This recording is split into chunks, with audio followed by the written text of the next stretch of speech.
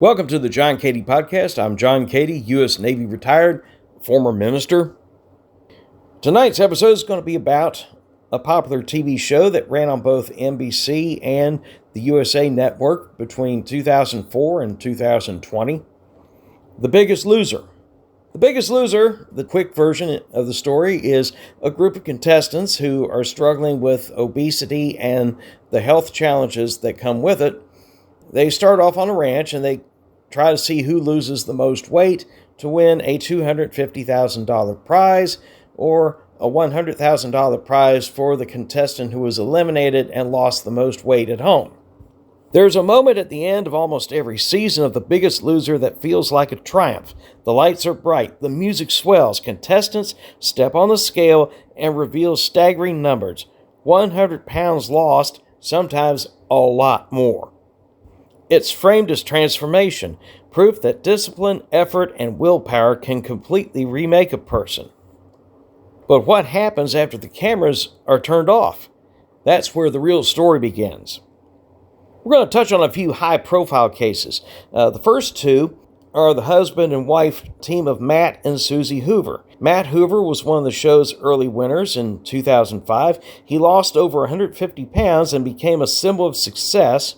He met his wife Susie on the same season of The Biggest Loser. And on screen, it looked like the perfect ending. But off screen, like many contestants, both Matt and Susie struggled to maintain those losses. The structure was gone. The environment had changed. And the body had its own plans. Then there's Michael Ventrella, another champion whose post-show journey was documented. His story echoed a pattern seen again and again. Dramatic weight loss followed by a long, difficult fight to keep it off. Ventrella, in 2010, was one of the heaviest contestants to ever appear on The Biggest Loser, tipping the scales at 526 pounds. At the end of the season, he had lost 264 pounds, a little more than half his body weight. He was down to 262 pounds. And it has been a struggle for the better part of the last 16 years for him as well. And maybe one of the most telling cases, Rulon Gardner, an Olympic gold medalist, Greco-Roman wrestling, someone who understood discipline at the highest level. He didn't even finish the season. That alone tells you something, because if an elite athlete walks away from the system, it raises a question. Was the system ever built for real life? For years, people assumed these outcomes were about motivation. They weren't trying hard enough. They fell back into old habits. They lost focus.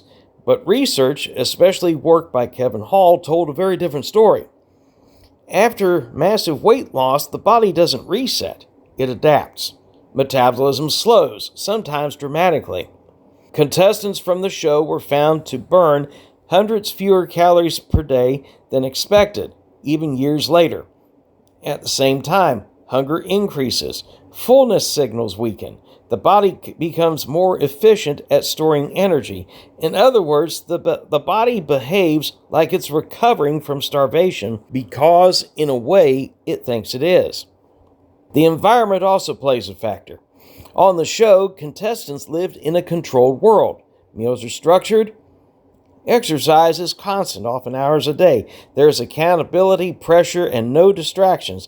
But real life looks nothing like that at all. People go to work, stress returns, time disappears, and food is everywhere. And suddenly, maintaining that weight loss isn't a full-time job anymore. It's something you have to fit into everything else. That gap between the artificial environment and real life is where most of the regain begins. My mother, for many years, worked with Tops Club Incorporated, a nonprofit focused on weight loss and obesity research.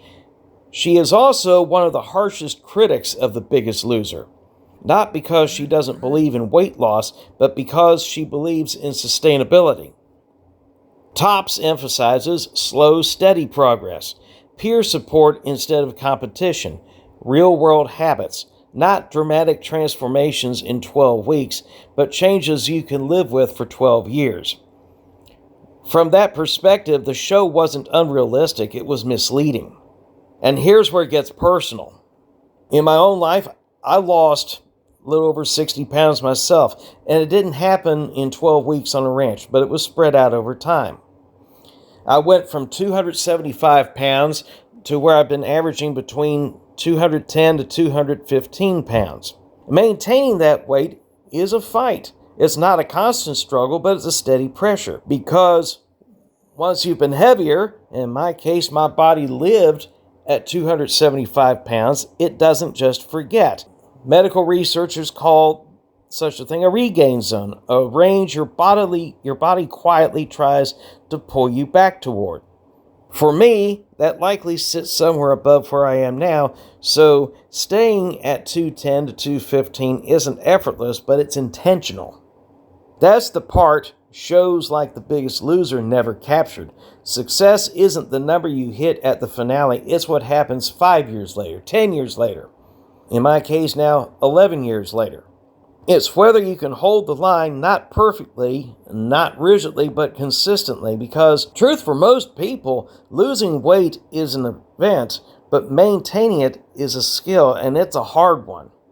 When we look back at contestants like Matt Hoover, Susie Preston Hoover, Michael Ventrella, or Rulon Gardner, their stories aren't failures, but they're evidence that the human body is more complex than a TV format.